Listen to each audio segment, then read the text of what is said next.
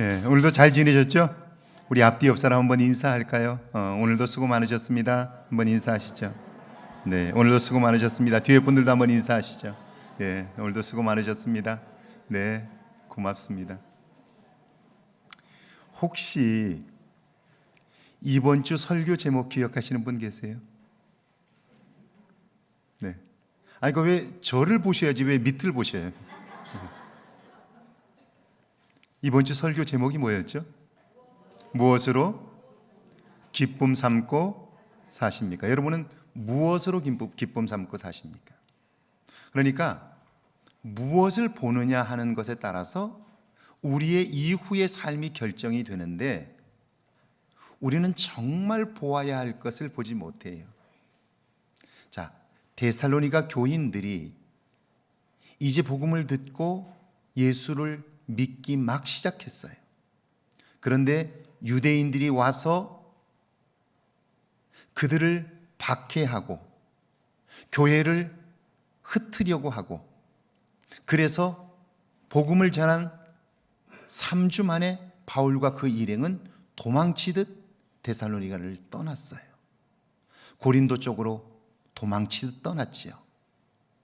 그 이후에 굉장히 많은 어려움들이 있었어요. 그래서 바울은 고민을 했지요. 떠난 이후에 데살로니가 교회가 세워진 지 한 달도 안 됐는데 과연 교회가 잘 서 있을까 걱정을 하고 있었죠.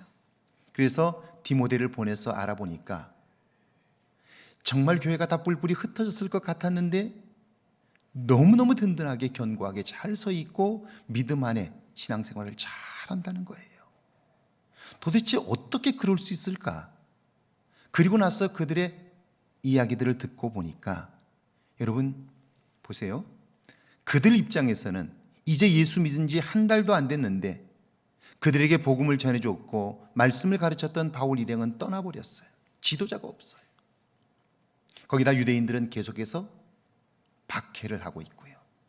거짓 선지자들은 교회에 들어와서 혼란스럽게 만들고 있어요. 어려움이 계속되고 있어요. 예수 믿고 나서 왜 이렇게 어려움이 많냐고 이렇게 말할 만하잖아요. 예수 믿으면 형통하게 되는 거 아니냐고 그렇게 이야기할 만하잖아요. 근데 한 사람도 그러지 않아요.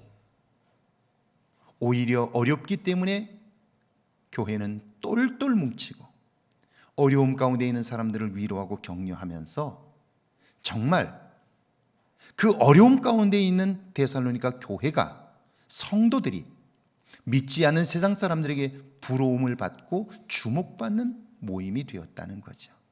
어떻게 그럴 수 있었을까? 성경에 보니까 그들은 예루살렘 교회만을 바라보았다는 거예요. 그들은 눈앞에 있는 박해와 어려운 상황을 본 것이 아니고 예루살렘 교회를 보았다는 거예요. 예루살렘 교회에 무엇을 보았을까요? 예루살렘 교회는 우리가 아는 것처럼 보세요. 스데반 집사님과 빌립 집사님이 순교를 당하죠. 그리고 야고보 사도가 목베임을 당하죠. 그리고 엄청난 박해가 있어서 예루살렘 교인들이 뿔뿔이 흩어지게 되잖아요. 그래서 디아스포라, 세계에 흩어지게 되잖아요. 자, 그러면 우리 생각에 이제 박해를 피해 도망친 사람들이 조용히 은밀하게 어떤 도시에 들어가서 숨어 있을 것 같은데, 그런데 그곳에 들어간 그들은 박해를 피하여 숨어든 그들은 그곳에서 복음을 전하게 되었고요. 그리고 복음을 전한 그들이 그곳에 교회를 세워 여기저기 교회가 서게 되는데요. 그 하나님의 역사는 들불처럼 번지는 거예요. 예루살렘 교회를 데살로니가 교회가 보고 있는데 그것은 순교당하는 현실이 아니에요. 박해를 받고 있는 현실이 아니에요. 그래서 뿔뿔이 흩어지는 그 장면이 아니고 그럼에도 불구하고 역사하시는 성령 하나님의 능력을 보고 있는 거죠. 할렐루야. 들불처럼 번지는 복음의 능력을 보고 있는 거예요. 구원의 역사들을 보고 있는 거예요. 무엇을 보느냐가 정말 중요한 거예요. 지난 주간 저를 위해서 기도해 주셔서 진심으로 감사해요. 그런데 제게 전화했던 분들은 하나같이 얼마나 힘드세요? 얼마나 고통스러우세요? 대상포진이 너무너무 고통스럽다는데 얼마나 아프세요? 얼마나 힘드세요? 하나같이 그래요. 그런데 제가 한 주간을 있는 동안 통증은 굉장히 심했는데요. 그런데 그 통증보다 감사와 기쁨이 더 커서요. 은혜 안에 한 주간을 지냈어요. 이럴 땐 아멘을 하셔야 돼요. 제 얼굴을 보면 아시잖아요. 제가 지금 환자의 얼굴은 아니잖아요. 얼굴이 뽀얗고 괜찮죠? 네. 머리는 안 깎아서 제가 깎을 시간이 없어서 지금. 정말 제 아내에게도 그랬어요. 아이고 얼마나 불편했느냐고. 그래서 아니라고. 나 정말 너무너무 행복하고 너무 귀한 시간이었다고 그랬어요. 아내에게도. 어떻게 그럴 수 있었을까요? 통증이 없어서 아니에요. 통증은 점점 더했어요. 약을 단위를 계속해서 높였어요. 매일매일 의사가 와서 돌아볼 때마다 통증이 잡히질 않아서 매일매일 단위를 높였어요. 목요일까지 단위를 높여서 약을 먹었어요. 그런데도 제 마음엔 기쁨이 있었어요. 왠지 아세요? 제가 병원에 입원을 하고 딱 들어가서 침대에 무릎을 꿇고 기도를 딱 시작했는데요. 기도 중에 하나님께서 제게 생각을 주시는 거예요. 그 첫 번째 생각이 뭐냐면요. 너 몇 년 만에 병원에 와보냐 하는 거였어요. 제가 그래서 기도하다가 생각을 해봤어요. 내가 언제쯤 병원에 왔었지? 언제쯤 입원했었지? 그리고 제가 꼽아보니까요. 1990년 여름, 그러니까 한 6월쯤이라고 제가 기억이 돼요. 1990년 6월쯤 우리 교인 아드님이 결혼식이 있어가지고 제가 군포의 결혼식장에 갔다가 식사를 하고 왔는데 해산물이 상해서 식중독에 걸렸고요. 주일날 고열이 나서 40도가 넘어가서요. 제가 병원에 입원을 했어요. 그래도 그 몸으로 설교를 하고 그리고 제가 병원에 입원을 했어요. 열이 떨어지지 않아서 굉장히 고통을 겪었던 기억이 있어요. 그리고 나서 30년 만에 병원에 온 거예요. 그 생각이 들자 30년 동안 내 건강을 지켜주신 하나님 너무 감사하다. 30년 동안 나를 지켜주신 하나님 너무 감사하다. 눈물이 나는 거예요. 때로는 투정도 부리고 하나님 앞에 부끄러웠던 모습들도 있을 텐데 그런데 하나님은 30년 동안 나를 지켜주셨다. 할렐루야. 그것 생각하니까요 너무너무 감사한 거예요. 그리고 그 30년을 지켜주신 하나님이 너무나 고마운 거예요. 그리고 나를 붙들어 주신 그 하나님 때문에 기쁜 거예요. 통증이 없어서가 아니고요. 환난이 없어서가 아니고요. 환난은 있지만 주님이 주신 기쁨이 너무 크기 때문에 그 환난이 기쁨을 이기지 못하는 거예요. 통증은 있지만 통증이 나를 삼키지 못해요. 기쁨을 이기지 못해요. 감사를 이기지 못해요. 그러니까 기뻐할 수 있고요. 그리고 정말 소중한 시간. 성경도 읽고 집중해서 책도 읽고 정말 은혜 충만한 시간들을 가질 수 있어서 얼마나 감사한지 몰라요. 자, 여러분 지금 무엇으로 기쁨 삼고 사시나요? 여러분이 만약 데살로니가 교인이라면 여러분의 삶에 박해가 있고 어려움이 있고 끊임없이 앞이 보이질 않고 그런 상황에서도 기뻐할 수 있나요? 기뻐할 수 있어요. 무엇을 보느냐에 따라 다른 거예요. 눈앞의 상황만 보면 주저앉을 수밖에 없어요. 그러나 그들은 예루살렘 교회를 보는 거예요. 그 어려움 가운데서도 성령의 역사가 나타나고 성령의 강한 능력이 나타나고 교회들이 여기저기 서고 하나님의 살아계심이 증거되는 모습, 그걸 보는 거예요. 할렐루야, 할렐루야. 그럼요. 여러분이 무엇으로 기쁨을 삼고 사느냐, 이게 중요한 거예요. 제가 병원에 들어가서 하나님이 30년 동안 나를 지켜주셨던 그걸 보니까 통증이 아무리 와도 통증이 내 안에 있는 기쁨을 이기지 못하는 거예요. 할렐루야. 여러분에게 이런 기쁨이 있기를 주의 이름으로 축원합니다. 지금이 대림절 둘째 주간이에요. 외국의 경우에는 지금 크리스마스 캐롤이 동네마다 그냥 가게마다 넘쳐날 텐데 저작권 때문에 이제는 캐롤도 들을 수가 없게 되었어요. 참 안타까운 일이죠. 제가 그래서 크리스마스 캐롤 하나를 준비했는데요, 펜타토닉스라고. 제가 작년에 여러분 이 시즌에 들려드렸는데 다 잊어버리셨을 거예요. 근데 다른 곡이에요. 영어로 되어 있어서 번역할 필요는 없어요. Carol of the Bells. 들으면 무슨 말인지 모르지만 하여튼 예수님의 오심을 찬양하는 건데 여러분이 들리는 소리들이 있을 거예요. 무슨 소리를 하나 들으려고 하지 마시고 그냥 느끼시면 돼요.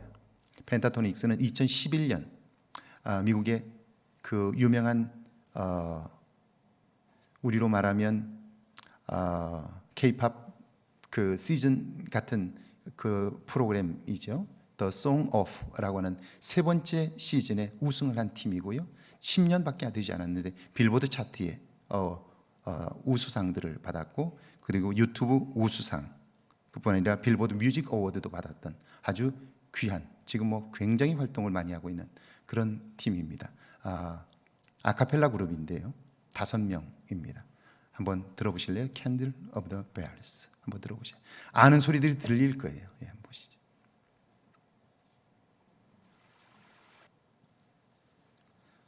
들으셨죠?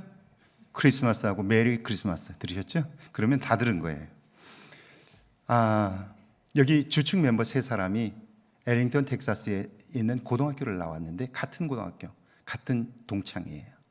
그러니까 고등학교 때 이 친구들이 함께 합창단 중창 팀을 구성해서 노래를 불렀고요. 그게 이제 그 평생의 직업이 되었어요. 제가 이 캐롤을 들으면서 들었던 생각이에요. 고등학교 때 3명이 함께 노래를 했다면 서로 갈등이 얼마나 많았을까. 서로 갈등이 있었을 때 내가 너하고 다르다고, 함께 섞이기 어렵다고 다퉜다면 펜타토닉스는 이 세상에 없을 거예요. 조금 안 맞아도 함께 맞추려고 노력했을 때 그들이 나중에 정말 세계적인 아카펠라 그룹 펜타토닉스로 새롭게 탄생하게 되는 거예요. 그러니까 지금 내 곁에 있는 사람이 하나님이 내게 주신 보물임을 믿는 사람들이 하나님의 놀랍고 큰 일을 후에 이룰 수 있는 거예요. 지금 내 곁에 있는 사람을 소홀히 여기면서 나중에 하나님의 큰 일을 이루겠다고 생각하는 사람은 가장 어리석은 사람이지. 그러니까 사단은 끊임없이 우리를 유혹하는데 하나님이 하실 놀라운 일들을 미리미리 차단하는 거예요. 우리는 그걸 알지도 못하고 망가뜨리고 있지는 않느냐 하는 것이죠. 좋은 관계를 맺는 일은 그래서 너무너무 중요하고요. 그래서 신앙생활을 하면서 가장 중요한 첫 번째 덕목이 성품이라고 하는 거예요. 자, 여기 한번 사단을 이기기 위해서 성품이 얼마나 중요한지 몰라요. 시험은 다양한 모습으로 다가옵니다. 밑에 한번 같이 읽습니다. 사탄이 우리를 시험할 때 빠지지 않고 하는 3가지 말이 있습니다. 첫 번째는 아무도 모른다는 거예요.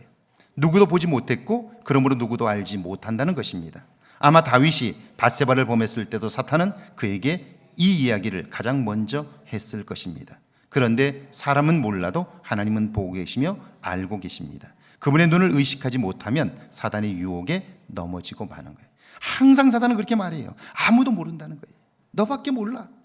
너밖에 몰라. 누가 봤어? 아무도 몰라. 그렇게 얘기를 해요.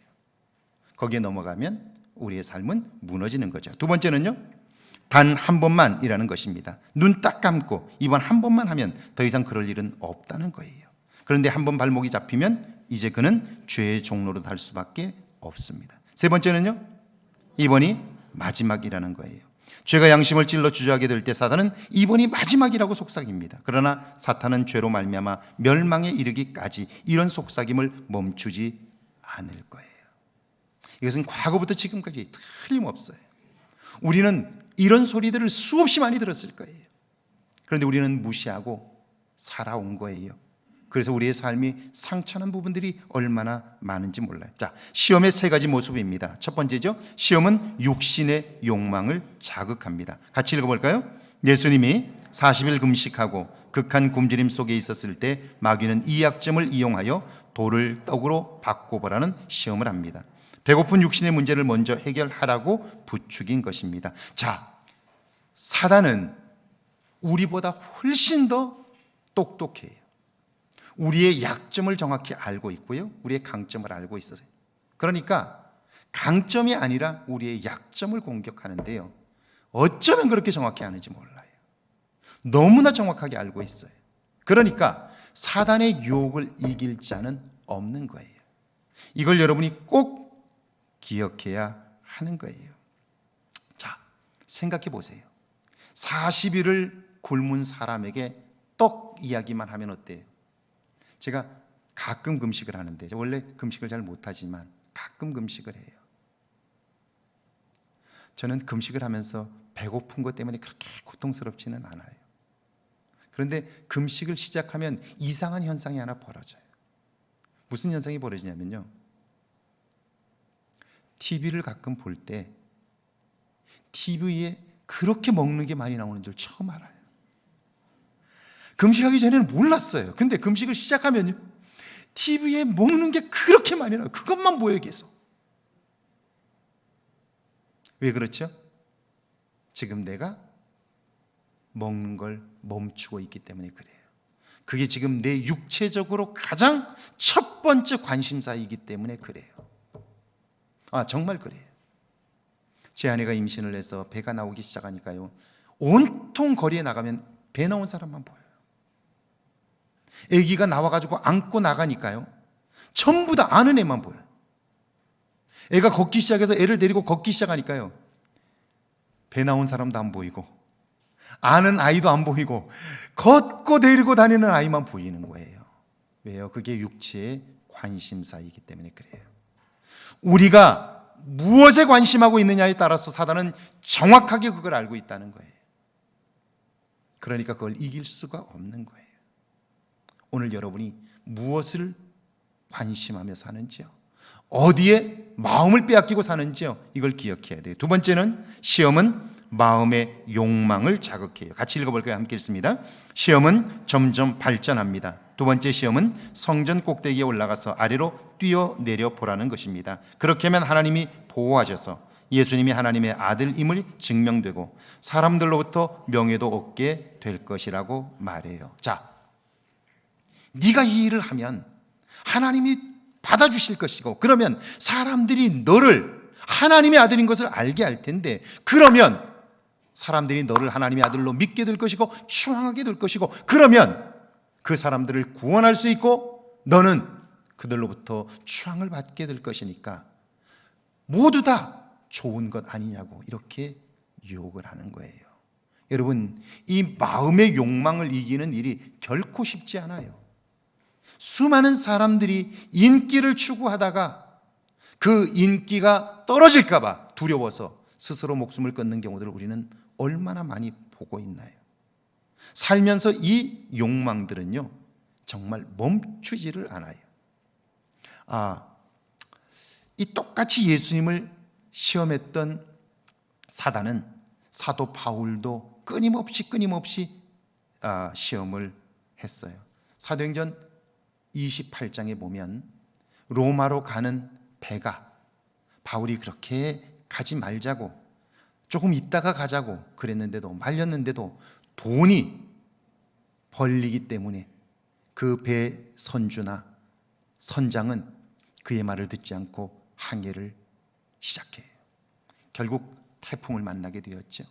배는 깨지고 멜리데 섬이라고 하는 곳에 가까스로 생명은 헤함이 없이 올라가게 돼요.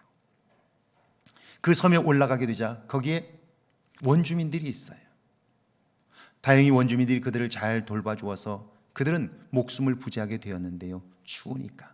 그러니까 나무단을 가져다가 불을 피웠어요. 바울이 나무단을 가지고 불을 피우는 데가 집어넣는데 그 속에 독사가 한 마리 있었던 거예요. 그래서 불에 집어넣으니까 뜨거우니까 뱀이 이 바울의 손을 물어버린 거예요. 아, 뜨거워하고 딱 보니까 독사가 손에 매달려 있는 거예요. 추장이 보니까 독사예요. 추장이 한두 번 맞겠어요? 그건 물리면 죽어요. 탱탱 붓고 죽어요. 그래서 저 사람은 죽었다라고 생각하면서 그 뱀에 물리는 사람은 살인자라고 낙인을 찍었었어요. 그러니까 그 뱀에 바울이 물렸으니까 저는 사람을 죽인 자고 죽어서 당연하다고 그렇게 여긴 거예요. 그런데 바울이 그 독사, 그 뱀이 이렇게 물고 있을 때 불 한가운데 흔들어서 떨어뜨려요. 죽여요. 그랬는데 아무 일도 일어나지 않는 거예요. 그러자 그 추장이 뭐라 그러냐면 저는 우리에게 보내진 신이다 이렇게 말해요. 여러분, 사람이 사람을 신으로 여기면요, 그 사람은요 평생을 노동하지 않고 대접받으며 살 수 있어요. 신으로 추앙하기 시작하면 그는요 자기가 원하는 대로 할 수 있어요. 사실 지금까지 이 땅의 역사를 보면 모든 황제들은요 자기 스스로를 신격화했어요.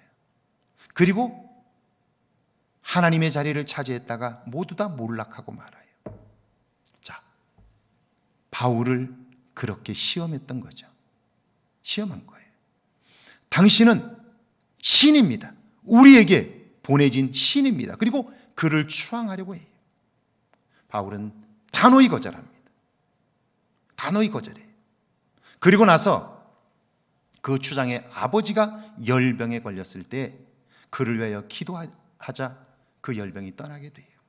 그리고 그에게 예수님을 전하게 돼요.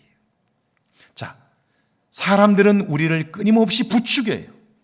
뭘 잘한다, 대단하다, 인기가 있다 이렇게 부추겨요. 누군가로부터 인정받는 즐거움은 굉장히 커요. 그런데 그렇게 되면 될수록 점점 더 인정을 받으려고 해요. 그 열망이 커지기 시작하면 그게 채워지지 않으면 그때부터 시험이 들기 시작해요. 여러분, 나는요 내가 나를 높이는 것보다 더 소중한 건 없어요. 남이 나를 높이는 것은 언젠가는 떨어져요. 그러나 내가 나를 높이고 하나님이 나를 높여주시면요 우리는 가장 귀한 존재로 살 수 있는 거죠. 할렐루야. 자, 마음의 욕망을 끊임없이 자극해요. 넌 대단하다고, 너는 사람 같지 않다고, 너는 우리에게 보내진 신이라고. 수많은 황제들이 그 자리를 차지하려고 했다가 다 망하고 말았죠. 세 번째 시험은 영혼의 욕망을 자극해요. 같이 한번 읽어볼까요? 마귀는 자신에게 예배하면 세상의 재물과 명예 모든 것을 다 주겠다고 유혹합니다. 돈과 명예는 사람들로 하여금 이것으로 모든 것을 할 수 있다는 헛된 욕망을 품게 합니다. 이것이 탐심이 되어 결국 우상을 숭배하게 하는 거죠. 무슨 말이냐면요, 보세요. 왜 구약 성경에서 하나님이 그렇게 우상을 싫어했을까요? 왜 그렇게 우상을 섬기는 자들을 그렇게 하나님은 심판하고 계실까요? 이유는 간단해요. 이 구약 성경에 나오는 모든 우상은요 다 뭐와 관련되어 있냐면 인간의 욕심과 관련되어 있어요. 자, 인간의 욕심의 가장 큰 게 뭘까요? 그것은요 재물이에요. 오늘날로 말하면 돈이에요. 돈. 모든 사람들이 다 돈을 많이 가지는 것, 그게 그들의 우상이에요. 그러니까 구약에 있는 모든 우상들은 다 어떻게 하면 부자가 될 수 있는지 그걸 말해주고 있어요. 그러니까 자기들에게 와서 자기들을 숭배하면 부자가 된다는 거예요. 지금도 이것은 다르지 않아요. 거의 모든 사이비 종교들은 다 부자 만들어준다고 사람들을 현혹해 해요. 자, 그런데 어떻게 부자를 만들어주냐면요, 그들은 부자가 되는 길을 설명하기 위해서 소위 자기들 나름대로의 논리를 가지게 돼요. 복은 어디서 온다고요? 세상 모든 사람들, 믿지 않는 사람들도 복은 하늘에서부터 온다고 생각해요. 복이 어디서 와요? 복이 어디서 와요? 복은 하늘에서부터 온다고 믿는 거예요. 그러면 하늘에 있는 복이 어떻게 땅에 있는 사람에게 오나요? 어떻게 오죠? 하늘에 있는 복이 툭 떨어지면 그것에 맞아 죽을 거 아니에요. 그러니까 그렇게 오는 게 아니에요. 그래서 모든 우상들은 다 그 우상이 하늘에 복을 준다고 말하는데 자기들 나름대로 논리를 가지고 있는 거예요. 그래서 설득하는 거예요. 이렇게 설득해요. 복은 하늘에 있는데 하늘에 있는 복이 어떻게 땅에 오느냐면 땅에 있는 신을 만나게 되면서 그 땅의 신을 섬기면서 하늘의 복이 그를 통하여 이 땅에 오게 된다는 거예요. 그래서 신상을 세우는 거예요. 신상을. 그 신은 땅에 있는 신인데 그 신과 하늘의 복을 주는 신이 함께 만나서 자, 어떻게 만나요? 어떻게 만나죠? 하늘에 있는 신과 땅의 신이 어떻게 만나요? 잘 몰라요? 어떻게 만나요? 비를 통해서 만나는 거예요. 비가 어디서 와요? 하늘에서 오죠. 하늘에서 오는 비를 통하여 하늘의 신이 땅의 신과 만나는 거예요. 그러면 이제 땅의 신이 하늘의 복을 가지게 되었잖아요. 그러면 이제 우리가 그를 섬김으로써 하늘의 복을 받을 수 있게 된다는 거예요. 그런데 보세요. 이걸 어떻게 가르치냐면 보세요. 하늘의 신과 땅의 신이 비라고 하는 걸 통해서 함께 만나게 되는데요. 대체로 하늘의 신이 남자라면 땅의 신은 여자예요. 그래서 대체로 다 인간이 섬겼던 신상들은 다 여신들이에요. 여러분 이태리 가보셨죠? 로마 가보셨죠? 다 여신들이에요. 왜 여신일까요? 하늘의 신이 남자라고 생각하기 때문에 그래요. 그리고 함께 만나는 거예요.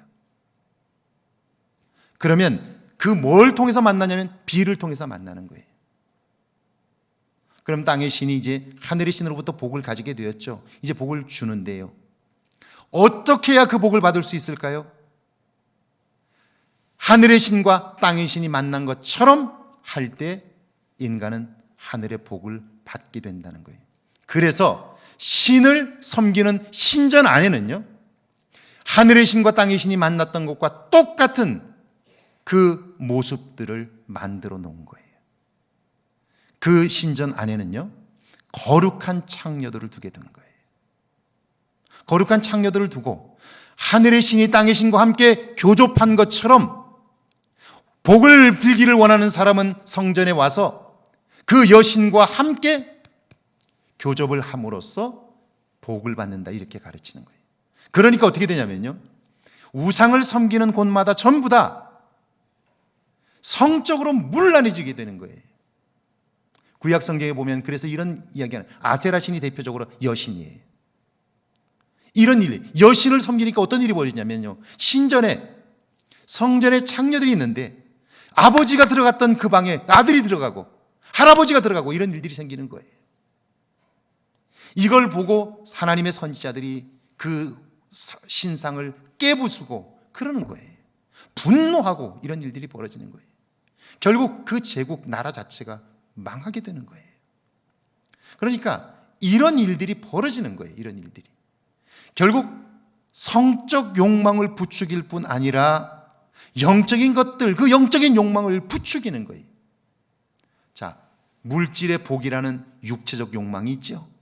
성적 욕망이라고 하는 마음의 욕망이 있죠.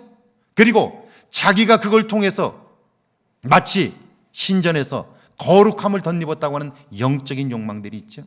이게 한순간에 신전 안에서 이루어지는 거예요. 그리고 그것은 어마어마한 태평한 문화로 자리를 잡게 돼요.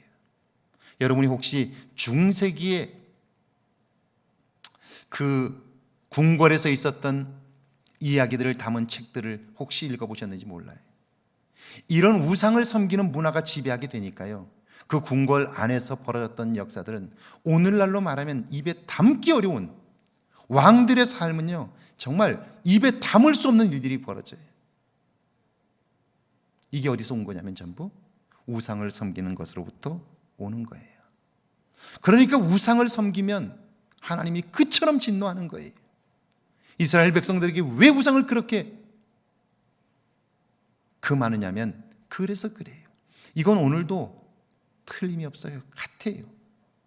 끊임없이 하나님을 온전히 섬기지 못하면 결국 이 욕망의 사슬에서 벗어날 수 없게 되는 거죠. 자, 예수님도 시험을 받으셨지만 이기셨어요. 나 자신을 부추깁니다. 3절 한번 같이 읽어볼까요? 함께 읽습니다. 시험하는 자가 예수께 나와서 이르되 내가 만일 하나님의 아들이거든 이 돌들로 떡덩이가 되게 하라. 내가 하나님의 아들임을 안다는 거예요. 사단이 말합니다. 나는 네가 하나님의 아들인 걸 알아. 그러니까 너는 충분히 할 수 있어. 이렇게 꼬시는 거예요. 이렇게 꼬시는 거예요. 제가 이 사단이 하는 현장을 어릴 적에 보았어요. 사단은 정말 교묘해요. 그리고 방법은 똑같아요. 제가 어릴 때, 제가 초등학교 때 저희 동네에 지금처럼 이렇게 뭐 큰 슈퍼마켓이 있고 뭐 이렇게 쇼핑몰이 있고 그렇지 않았잖아요. 그때 물건을 사려면 예를 들면 뭐 이부자리 그다음에 그릇 이런 걸 사려면요 동네 등짐 장소들이 다녔어요. 기억나시죠? 이 동네는 도시에 살았는데 다 아무도 몰라. 등짐 장소 할 때 등에 지고 다니고 이불 같은 거 이렇게 지고 다니고 비계 같은 거 지고 다니면서 동네 다니면서 한 집에 가면 이제 그 집에 집 빌려주면 이렇게 조금 뭘 주고 해가지고 아주머니들 모아주면 가가지고 뭐 사고 이런 거 했잖아요. 그죠? 제가 어릴 때 보니까요 이렇게 하더라고요. 그 대체로 이제 바가지를 좀 씌우잖아요. 근데 보면 동네에 좀 아주머니들이 와서 뭐 이렇게 만져보고 뭐 별 일이 없으니까 그게 진짜 재미난 일이니까 와서 이거 만져보고 그래요. 그러면요 한 사람을 향해서 이 장사꾼이 이렇게 말해요. 아줌마 그거 만지지 마세요. 이렇게 왜요? 이거 뭐 물건 보라고 있는 거 아니냐고. 그러면 그 다음 말을 이렇게 해요. 내가 보니까 살 능력도 안 되고만 돈도 없고만 이렇게 얘기해요. 그럼 화가 나요 안 나요? 나를 뭘로 보는 거냐고. 나 이런 거 10개도 살 수 있다고. 그럼 10개 말고 하나라도 사보라고. 그러면 화가 나서 삽니다. 그때는 깎는 것도 없어요. 이거 얼마냐고. 10만 원이라고 그러면요 알았다고 여기 10만 원이다. 10만 원에 삽니다. 원래는 얼마짜리예요? 2만 5천 원짜리입니다.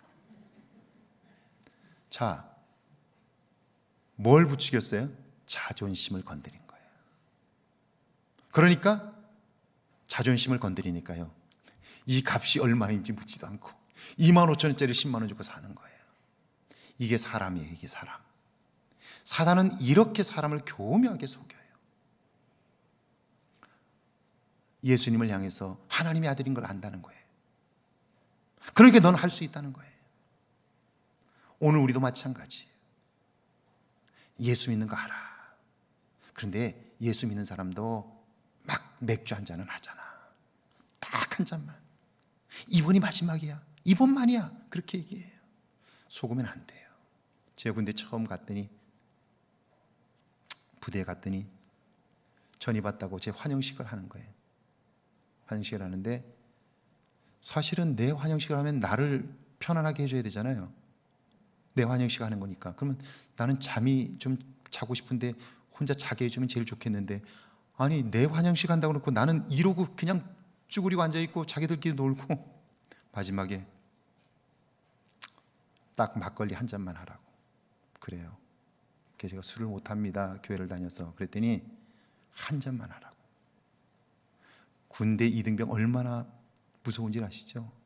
정말 군기가 바짝 들어가지고 덜덜 떨고 있는데요 한 잔만 하라고 그래요. 그래서 못합니다. 잔 하나 가져오라고.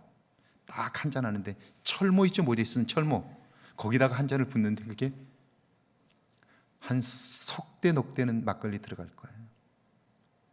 그거 한 잔을 주는 거예요.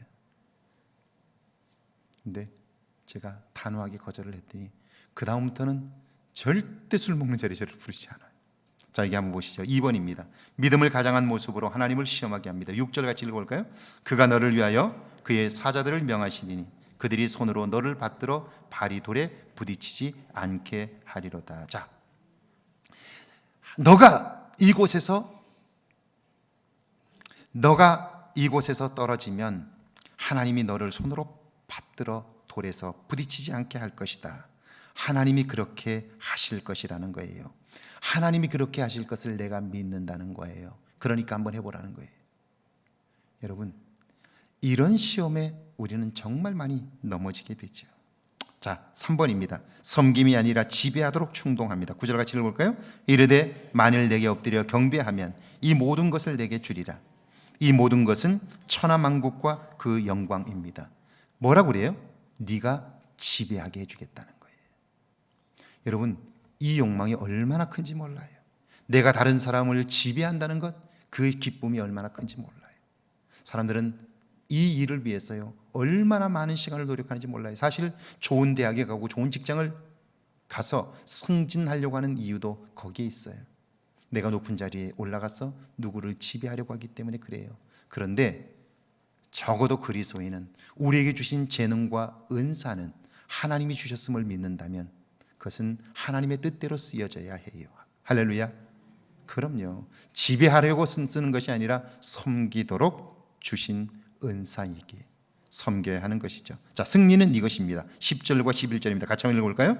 사탄아 물러가라. 기록되었으되 주 너희 하나님께 경배하고 다만 그를 섬기라 하였느니라. 이에 마귀는 예수를 떠나고 말씀으로 이긴 거죠. 그리고 마귀는 예수님을 떠났고요 천사가 수종을 들게 되었어요. 오늘도 이 영적인 싸움은 끝나지 않았고요 끊임없이 우리를 공격해요. 특별히 우리의 생각을 공격합니다. 여러분, 반드시 기억하셔야 돼요. 자, 이 코로나 전국에서 사단은요 굉장히 활발하게 활동하고 있을 거예요. 우리의 생각을 조종해서 하나님에게서 멀어지려고 하고 예배에서 멀어지려고 하고 끊임없이 사단은 그렇게 만들 거예요. 이때 우리가 깨어있지 않으면 우리는 코로나가 끝나는 그때 하나님에게서도 멀어지고 신앙도 끝이 날 가능성이 많아요. 이걸 우리가 꼭 기억해야 돼요. 코로나 전국에 코로나 바이러스만 활발하게 움직이는 게 아니고요 사단도 활발하게 움직이겠다는 사실을 기억하면서요 우리의 생각을 점검하는 지혜가 우리에게 있기를 주의 이름으로 축원합니다. 같이 한번 기도할까요?